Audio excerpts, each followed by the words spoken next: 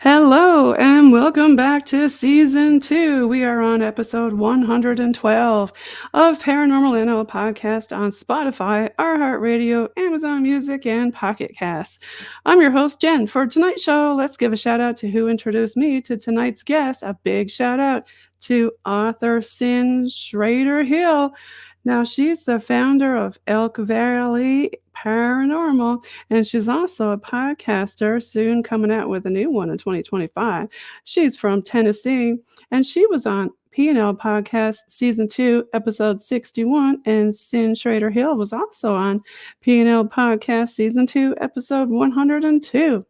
Now it's time to pull up that cozy chair, a nice beverage, and listen in to your favorite podcast, Paranormal NL Podcast. It's a place where the people of Newfoundland and Labrador, Canada, and anywhere else in the world can share their paranormal experiences. PNL Podcast also believes in supporting people, places, and things to promote paranormal tourism and paranormal networking all over the world.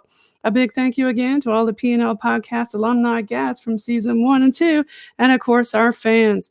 We want to hear your stories. Do you have any paranormal, metaphysical, UFO, cryptid creatures, folklore, historical books, or just tales of the weird you'd like to share as a guest on my PNL podcast?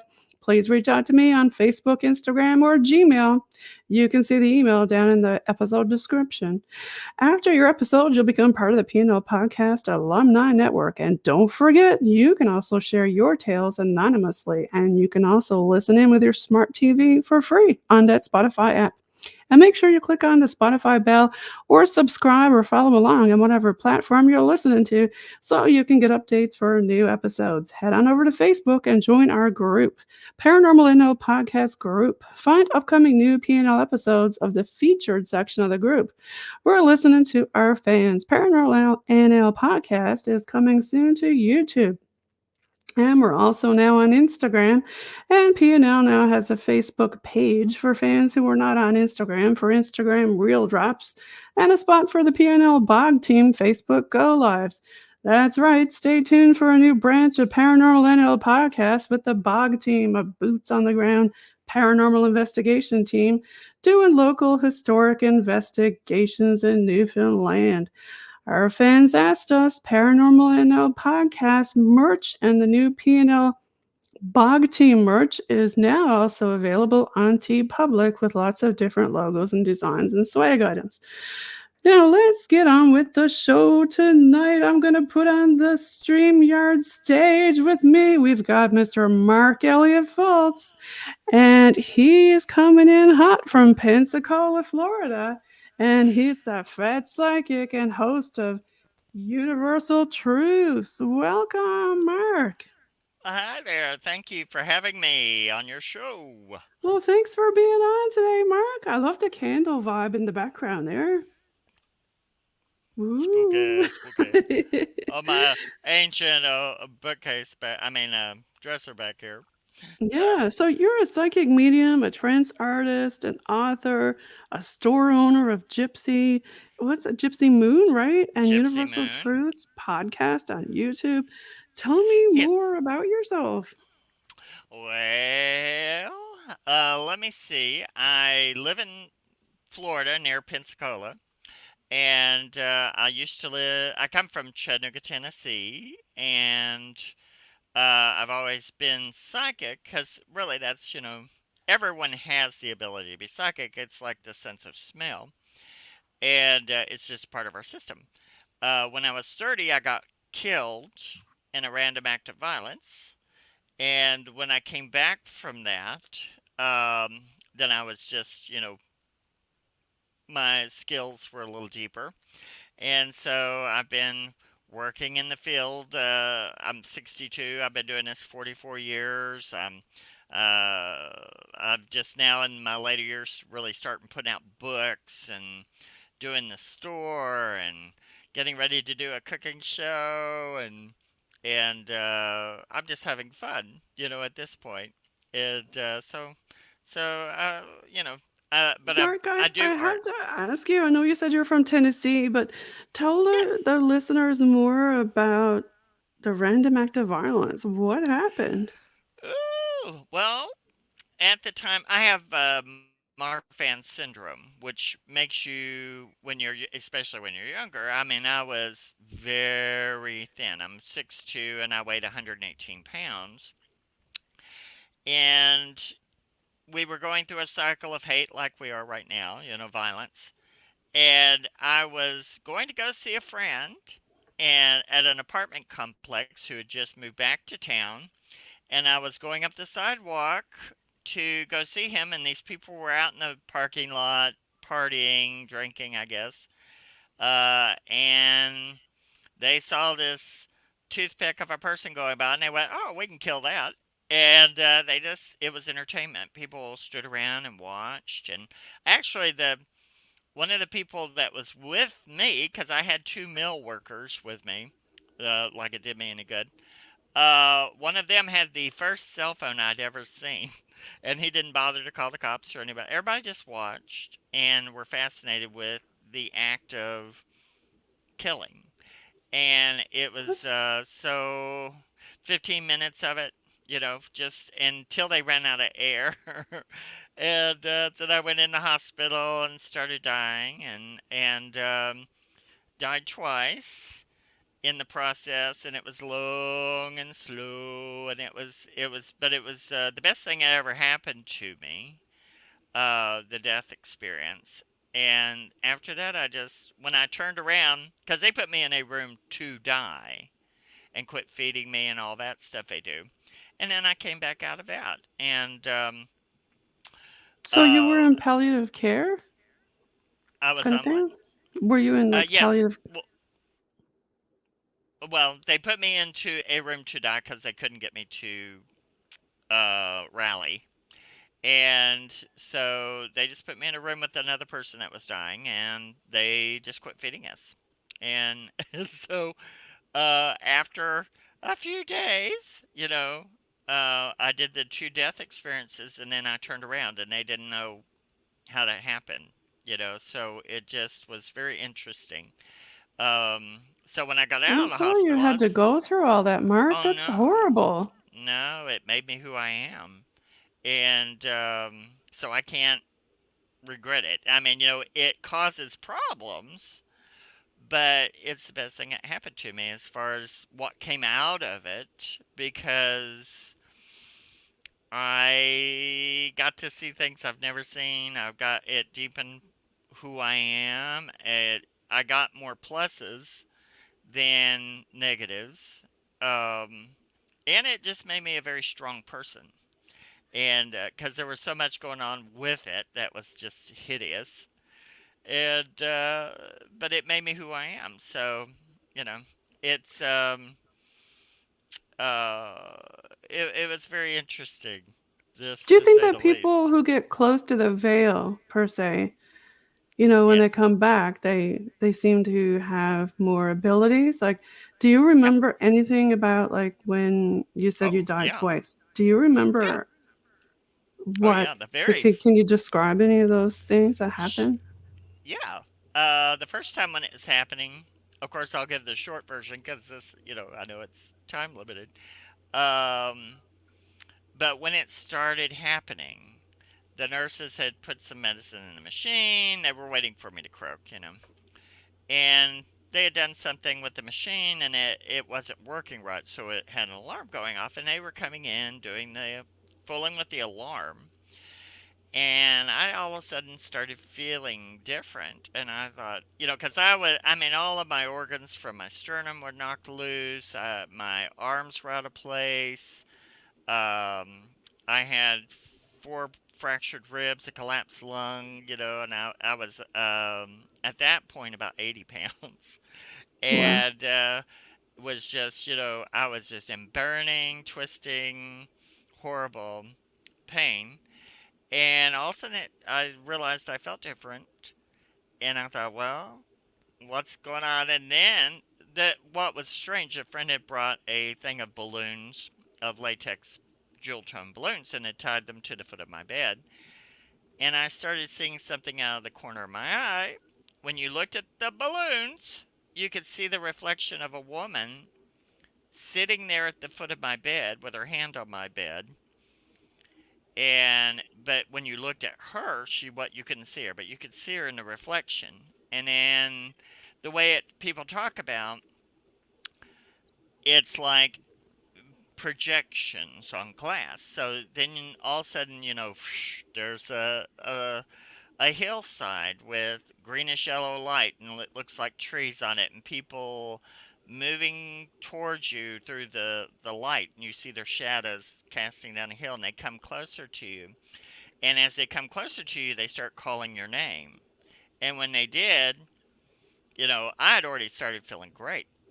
I was feeling fantastic. But then when they called my name, I could feel myself pulling out and going towards them, like pulling out of my body. And at first I was like, "Oh crap!"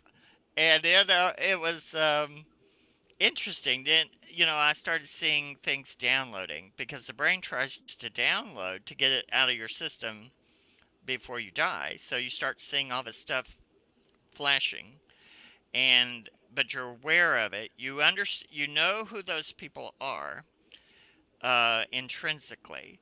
And then off to the left, there was like a tunnel. And so I got to go to the tunnel and got to the other and was able to kind of see into the consciousness, which lots of lights and it looks like big neurons. It's very cool. And but then it kind of stopped. And what had happened, the reason it was, they were waiting to see if I was going to die because it wasn't up to them. It was kind of like if it's going to happen. And the nurses had dragged the machine out that was making noise. They didn't even notice what I was doing. And they brought it back in, and the head nurse was screaming at the nurse who had put it. It was trainee month. In July, it's trainee month here. So you get a lot of deaths from people who are training. And this girl had put the wrong medicine in the machine, and if it had worked, I would have died. So it was just that, you know, it just it didn't work. So so after that, it kind of backed up. So I'd already expanded some, but I was already dying anyway. And Right. Yeah. so then the next day, I went through the next process because I was still dying. And my mother was with me because I had to call her and make her come in. And they saw the lady who had been sitting at the foot of my bed. I hadn't told my mother. And then she appeared to my mother when I was getting ready to die. And she smiled at my mother very pretty. And there was a big experience I had, but I almost, I mean, my mother was there to catch me because I had been paralyzed. And all of a sudden, I had this horrifying dream. And I started going out of the bed. And if I'd landed on the concrete head first, that would have been lovely.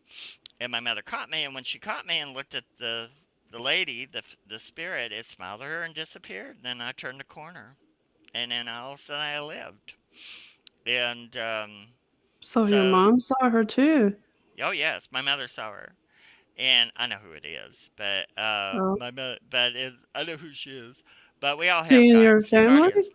Yes, it was my first sister that was supposed to be born, but my father, the old-fashioned way of birth control, my father pushed her down the steps so she'd lose it because he was jealous, and that was before she had the rest of us. And so then when I was born, he was planning on doing it for me because he really didn't want any more children. So she made sure to wait until he went to work, and then she had someone come get her, and she had me. She was still hoping she would get a girl because she had a girl, but my sister was real detached from her or anyone, and so she was hoping I would be a girl. So then when I was a boy, they just didn't want it. So, but it was my first sister who would have been born, but that spirit didn't get to make it. So she was my guide, and then that's her name was Betty Grace, and so that's who it is. Yeah, That's everybody's got a spirit guide. So yours was Betty yeah, Grace, hey? but it's Betty Grace, and so since then I've had a lot of experience with her. So, but it was interesting. It opened the death experience opened since I was already downloading. Then when you come back, you've expanded some. So I just became, it opened up my abilities for psychic mediumship and everything. So, Yeah, I've heard a lot of people say it really opens up the metaphysical portion of it. oh And then yeah. with your trance artistry, tell me how that works. I just get me a piece of paper when I do things, and I'll sit and close my eyes for a little bit, and then put my hands down and just let it flow onto the paper. And I do spirit boards, create my own communication devices and things. So I'll start off, I just let it go from here to here, and it just happens. So So it's it's great. It's mostly fun. writing or is it drawing? All of it. I'm an artist. I do music. I have an album that will be coming out next year of metaphysical songs, called I do, I just a trance. So I do seancing, art, music, just about anything. I mean, it's just a good state of meditation that you're in that you can just let it come from your consciousness more. And is Without there a certain filter. things that you do more to get in that trance state Oh yeah. for? I know a lot of people do a lot of meditation, but is there anything extra that you do? Oh yeah. I have when I was in metaphysics in the 70s. Uh, when it was still the occult. Now it's the new agey. I don't know what they consider it quite yet, but or if it's still new age.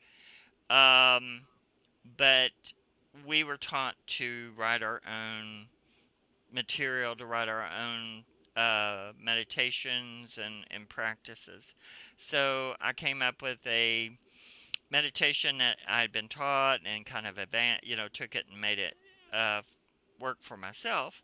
And then after all this time, I just wake up, get to work, and do whatever. And then when I need it, every day I do a little bit of meditating. So um, it just kind of is second nature now. So then when I need it, it's just there.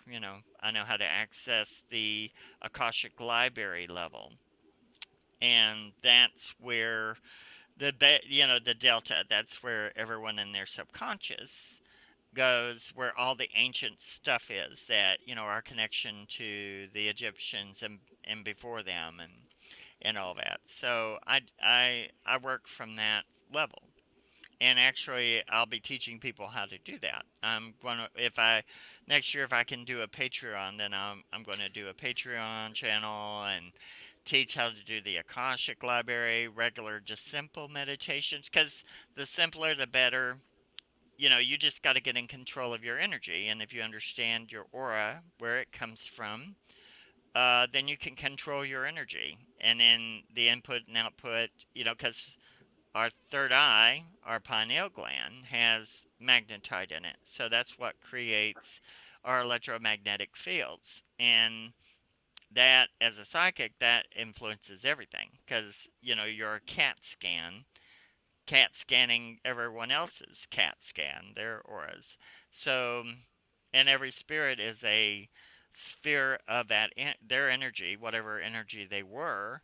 It's a sphere of energy. So it's a cat scan. So when you go into a haunted place, your energy looks at their energy, the people there, and so But I work from the Akashic Library level, but I make it where it's simple for people to learn how to do it. Because So when can I've you had explain to people the Akashic Library? What is that for people who don't know what that is? All right, that's your deep subconscious. And it's in the cerebellum, which is the bottom of the back of your skull. And you have a pineal gland, which has a stalk. So the pineal gland is where the spirit, the person that's you, where your spirit lives really is like up in here. The soul is back here at the electrical system. So the Akashic is there's two or three ways to access the consciousness. There's the consciousness outside of us, the consciousness, and then we have our connection to the consciousness as we're spirits having a human experience. So the when you go into deep meditation and you basically travel through that pineal stalk into the bottom part of your back of your head. And what's in there is we have DNA reincarnation. So, whether you believe in spiritual reincarnation, physical reincarnation, or DNA reincarnation, I mean, looking at me, I have thousands and thousands of people's DNA that put it into the DNA pool. And everybody has thousands and thousands and thousands of people's DNA. Well, you not only get their looks, their hair color, their eye color, you also get their memory in that DNA up to that point. So, all of that, thousands of years of thought and people, that's in your Mark, do you brain. think that's what causes the deja vu when you Of mentioned that course, yes, about yes, memories? because if you had an ancestor who went, let's say they went by where my house is 200 years ago, well, then you go by it and you go, we just don't know how to access all of the memory that they have, but you have that causes deja vu, Right. That makes and sense. then it causes a lot of other things too. But so when you go into the deep Akashic Library meditation, you're going into the ancient part of your brain. This is the ancient part down here, and it goes beyond, like I said, before the Egyptians. So we've all got that stuff in our system, even though we're not from Egypt. Of late, we all then we have a connection energy wise to the consciousness. So you have your your universe that's basically your brain, and then you deal with that as you live. Then when you die, you leave this body and you go into the bigger consciousness, which is a bigger brain that's out there that is from has everything in it. Everything that you think or do, your brain is recording 3 million hours worth of information during your lifetime. So when you die, when you see your life flashing before you, it's downloading uh, because they want to get that information out of your body into the consciousness, and it adds information into the bigger brain. And then, so your life flashes before you because it all gets downloaded and it becomes new information in the consciousness. But we have the consciousness of all those thousands of people. And the scientists, I think, have figured out that the little curves in the brain, those little curls, is where the DNA memory is. So, and you just wouldn't think you get all of that, but you do. You just have thousands and thousands of people's thoughts and emotions. And that causes a lot of experiences. That's some And then, interesting stuff right there for sure. yeah, I think it is. Yeah.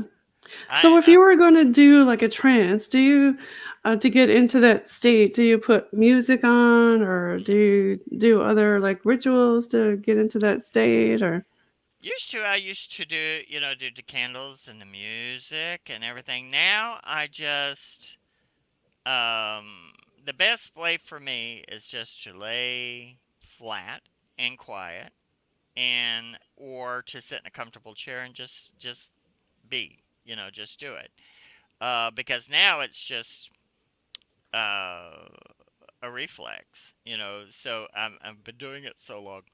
But you talked about UFOs. Now, when you get into yeah, that state, do you do like CE5 stuff? what I well Uh, well, that's a big question. I've had some very weird experiences. Mostly what I have to deal with is when I'm doing ghost investigations. Now I've started doing, since I can't, I'm a post psychic right now. I can't go to a lot of places to do investigations. So my friends who go do investigations, I started doing like Zoom investigations, and they have their equipment, and I can look through and do the ghost investigation with them, even in a different state, a different country, and That which would then have been that. fun to have you at our, because we did one recently where we did a seance. It would have been fun to Oh, have I you love it. there. Oh yeah, I love seancing. And that's just getting you to the state of consciousness where you can that you can hear, you can see, and you become more energy. And now that I do these Zoom investigations, I'm finding out, since it's real, I'm there, but I'm only there like we are here. So it makes me electrical. So when I'm a frequency and electrical, this it does a whole different thing. And so, because you're talking to electrical beings and beings made out of electromagnetic frequency. So, yeah. So I mean, it's trancing and seancing and everything. You're when you're seancing, you're getting to the Akashic Library level. If you can do that, then you can access almost anything. But the UFO thing now in Chattanooga, I saw several. One was actually like a teardrop shaped light that they had been talking about since the 1800s, and I saw it, and it was just going along the river, and it was just floating over the water, shining a light down into the water. But it was a teardrop light, and they used to see that before riverboats came into being. They would see it on the water and didn't know what it was, and it was some kind of UFO. And I have seen one of what I guess they call them the grays, with the big Right, the bulbous Grays, head. yeah. But it came through a place that was so terribly awful haunted. It was like an open wound. And I got approached by an energy that it looked like a silhouette of a person with a hat. And then it oozed out of it, covered me, and it looked like jelly, with scratches in it, like marmalade. And then the out of that goo, out of its center, came this bulbous head, and it tried to push into my face. And that was my first experience with something that's like that. So that was a Gray? Yeah, it was a That's spirit of different. some sort. It was in a Now, the spirit spirit energy that you form. told me about with the hat, it Yeah. sounds like Hat Man. Well, there's a lot of different versions of shadow people, and I don't know, I know there's a lot of the urban legends, the Slender Man kind of thing, but I've seen a lot of spirits that have hats, and that's because that used to be, everyone had a hat. You didn't go anywhere without a hat and gloves. And but this one was passing itself off as like a shadow person, but then it had that inside it. But it was in a place where this woman had been doing magic, but she left her circle going, and so it was like an open wound in the dimensional layer. So it was just all this stuff coming through, and so that came through with some of the other crap that was there. It was interesting. Do It you, was before when I you, understood. well, when you go to different places, you mentioned that, Yeah, it was an area where somebody did some magic that yeah. they didn't close. Do you come across that a lot where people forget to Oh close it? yeah. Oh, and some people leave it open on purpose. Some people die and leave it running. Some people don't know to close it. And I'm when in the 70s I became a witch, and I was a third degree witch, Okay. and then Now, to the people, with explain mixed what with that is Wiccan. in third Well, degree. when you say witch, people start going, but really Well, what it is I'm an earth based religious person that I believe everything, we're part of everything, we're connected with everything. It's more earthy, um, and we understand energy, and you take an element of energy, put it together to get a result. And you understand that how everything is magnetized. And the Christian version is everything that's not them is bad. So they demonized witchcraft and witches and killed them. And because it was, it was really what it is just the local mountain people, village people. That's just the way they believed, and it was has nothing to do with the Christian devil at all. It has to do with understanding we're energy beings. We take the energy we are creating and that we are part of, and then we get results from that, and we move through we understand, or at least in my case, I understand dimensional layers for me. I understand how I affect things, how things affect me, how I feel like everyone has a special responsibility. And, you know, I do my business. I just deal with energy and energy beings and people, but I deal with people all the time. So how So, many different dimensions do you think there are? well, there's layers and layers, thousands, thousands, but we only have to deal with the ones that are closest to us. And that's just that's caused by the functioning of the earth, and it's like tree rings, you and it replenishes itself, so you have fresh layers, and the older layers, as they move out, they get older, they get reabsorbed into the earth and um, cleansed through the electromagnetic fields and through the center of the earth, which is hot. It cleans the frequency and then recycles it. The Earth is a self-regulatory system. So the dimension around us, I mean, I've even been to a place where you can see the dimensional wall. I can. I've been there several times, and I thought, and I've offered to several scientists, spook hunters I know. I've been going, let's measure a dimension, and they're like, they don't want to do that, and but dimensions, we move through dimensions all the time. I mean, we have, I think they figured out at one point it was like they could, in theory, figure out 7 layers. But really, you have to think about it, it's a lot more than that. But just what we have to deal with. I would say we have to deal with up to 11 or 12 layers around us, and we go through those layers all the time. Just like an And onion. Hey, Mark. yeah, yes. Yeah. And And talking actually, about oh, go onions, ahead. I heard a rumor you were making a cookbook. I am. It's my of all things. I've always been fascinated with food, hence the fat psychic. But my grandmother, my father's mother, was an awful, terrible person, but she was the best cook I ever knew. And so when she died, if she had knew I was going to get the cookbooks, her cookbooks, she would have burned them. But I got them, and I thought, and I've held on to them for 30 years or 40 years almost. And then I started going, I really want to eat some of this kind of stuff, but I mean, I hadn't had it in years. And then I started doing that. I wanted some of the desserts and things she used to make, and she would make them with lard.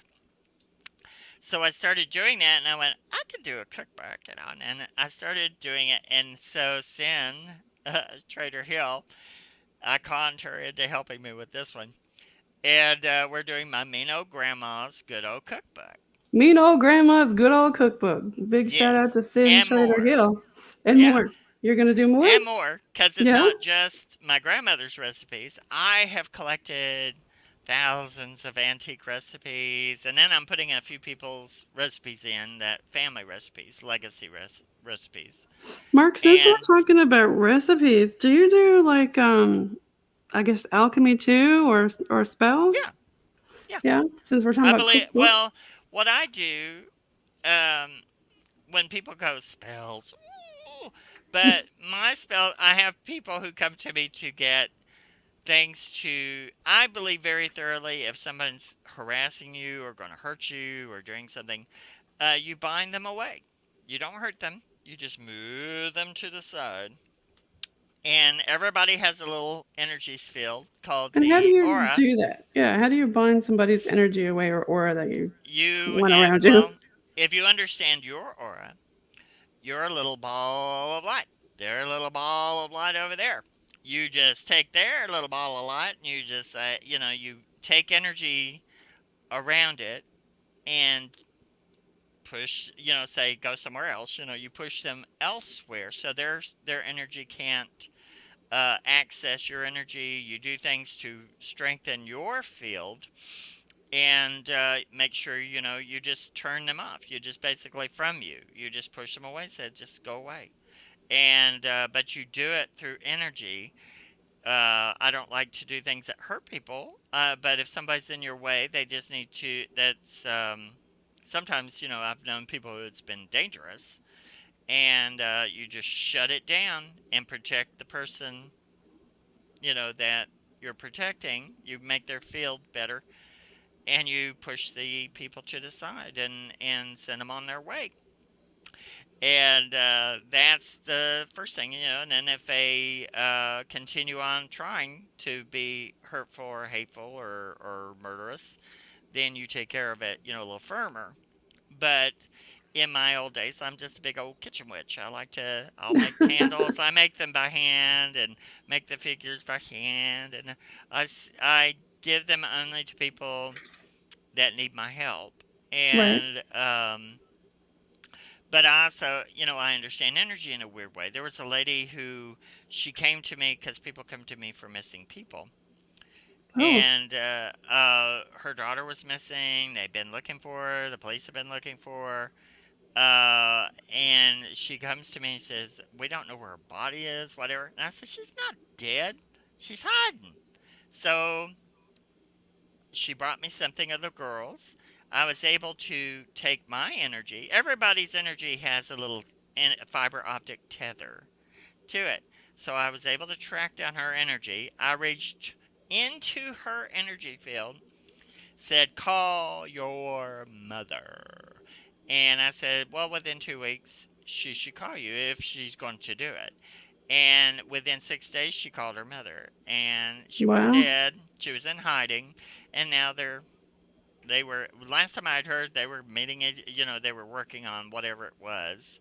But she had just decided to hide. And they thought she was dead, lying in a ditch somewhere.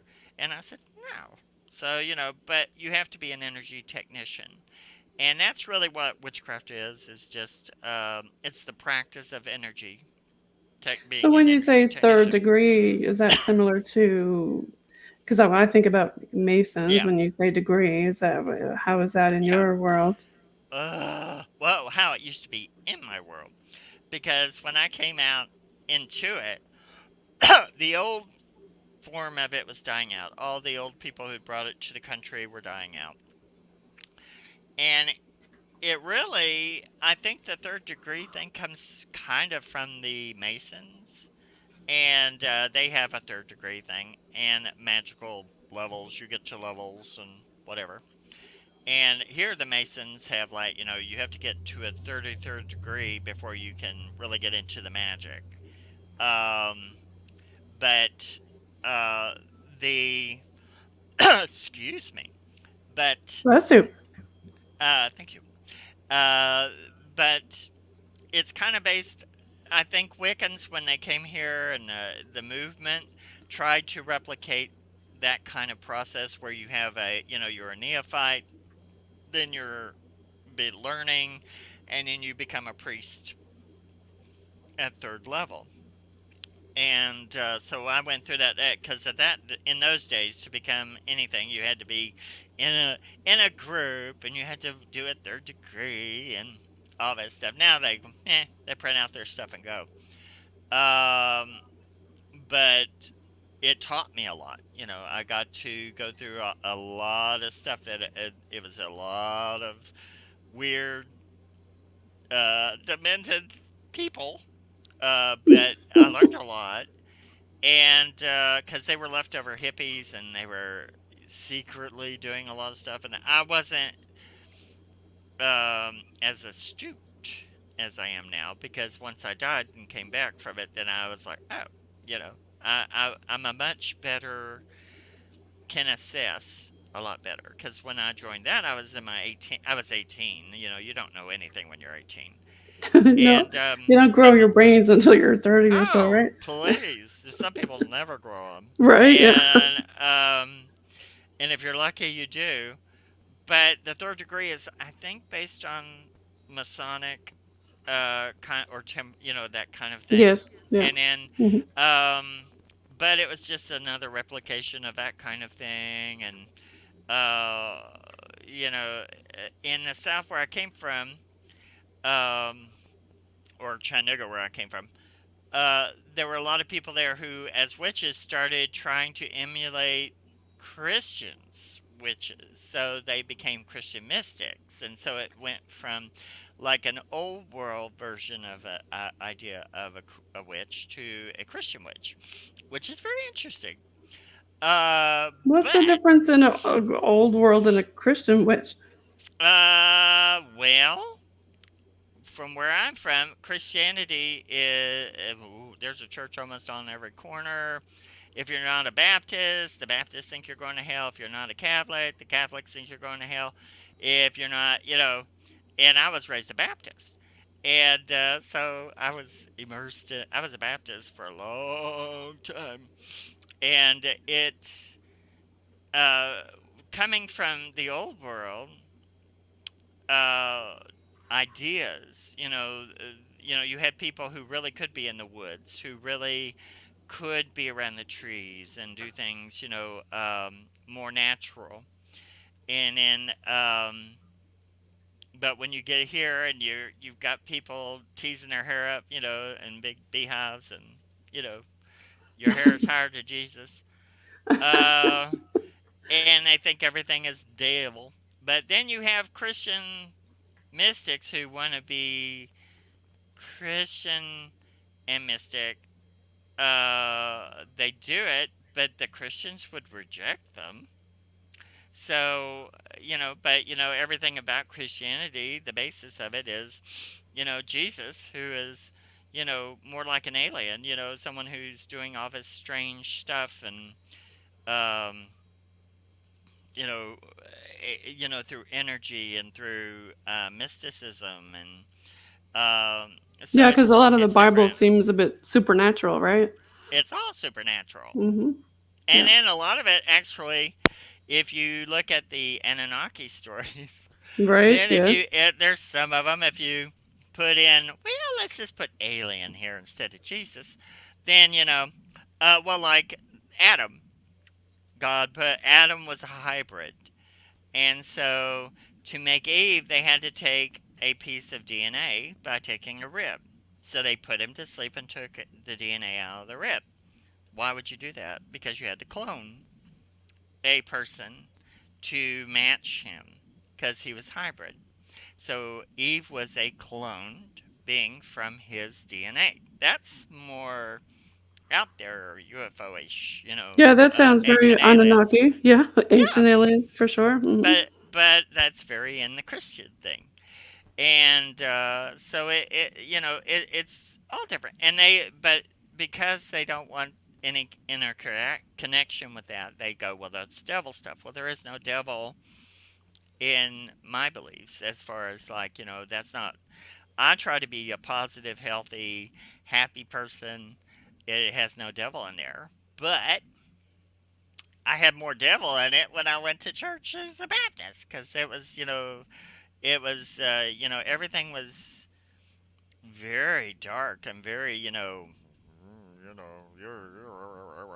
everything you did was bad, bad, bad, bad. And I'm not doing that to put down on people who follow that. The Christ energy is a wonderful thing. It's just what people do with it. And I think, who you have a response. We come here with a purpose, and you got to focus on that and do it.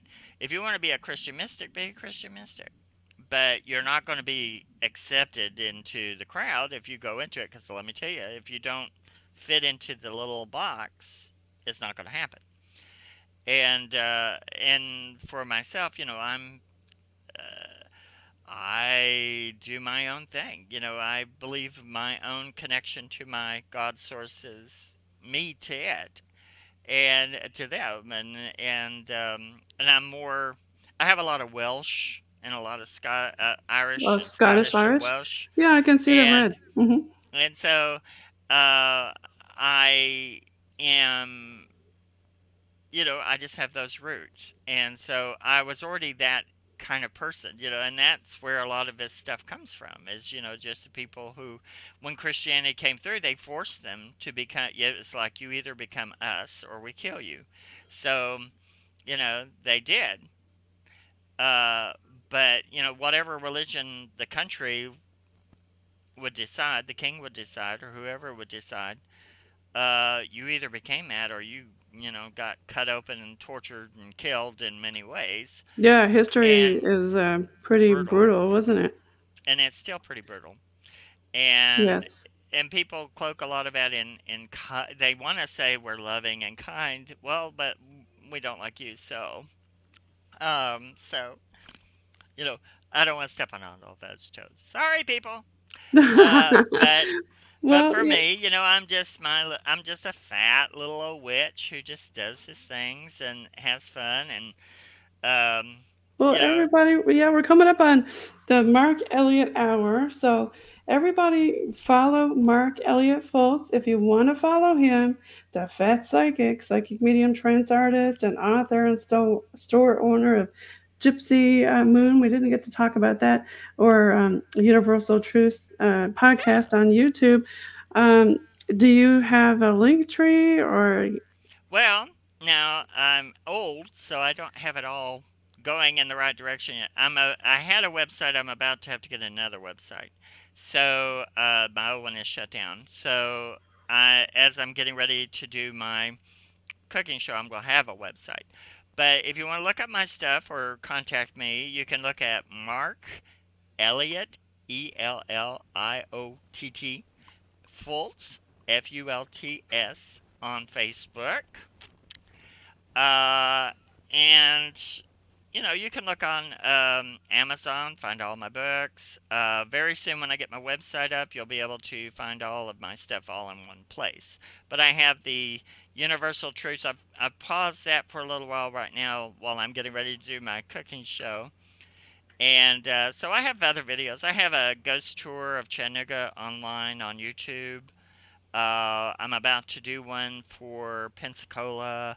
So if you put my name in on YouTube, you'll find quite a few videos. And then I have quite a few books, and I'm going to have more. I'm working on 3 right now. And you'll just, and find me on Facebook. So everybody, make sure you follow Mark Elliott Fults. Look him up and follow him. And thank you so much for being on the show today, Mark. We really Oh, enjoyed talking with you today. well, thank you. And I hope everyone has a blessed day. Yes, everybody have a great long weekend coming up. It's Oh, Labor yeah. Day weekend Labor Day soon. weekend. That's Yeah. right. Party hardy Woohoo. before you go back to school. Woohoo!